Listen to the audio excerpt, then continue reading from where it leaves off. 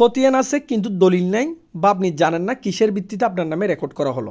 যদি উদাহরণ দিয়ে বলি সহজভাবে, আপনার পূর্বপুরুষ বা আপনার বাবার নামে একটি এস রেকর্ড আছে, কিন্তু আপনার কাছে কোনো ধরনের দলিল নেই বা কিসের ভিত্তিতে আপনার বাবা এস রেকর্ডের মালিক করলো আপনি সেটা জানেন না। এখন বর্তমানে কি একজন আপনার নামে রেকর্ড সংশোধনী মামলা করলো, আপনাকে বলা হচ্ছে আপনি কিসের ভিত্তিতে রেকর্ডের মালিক করলেন সেটা তথ্য জমা দিতে। এখন আপনি পারতেছেন না। আপনাদের উদ্দেশ্যে একটাই পরামর্শ, আপনি চাইলে ওয়ার্কিং ভলিউমের ড্রাফট উত্তোলন করতে পারেন।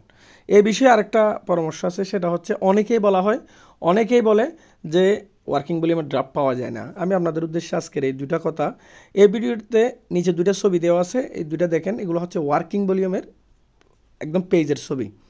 এগুলোর মাধ্যমে বলা হয় যে এই খতিয়ানটা কিসের ভিত্তিতে আপনার নামে রেকর্ড করা হলো। যদি দলিল মূলে রেকর্ড হয়ে থাকে তাহলে কত নাম্বার দলিল মূলে।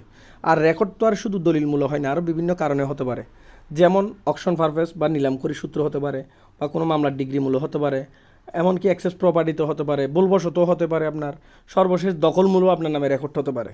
সুতরাং যেভাবে রেকর্ড হোক না কেন, যদি ওয়ার্কিং ভলিউমের ড্রাফট তোলেন সেখানে আপনি জানতে পারবেন আপনার নামে কিসের ভিত্তিতে রেকর্ড করা হলো। ধন্যবাদ। আসসালামু আলাইকুম।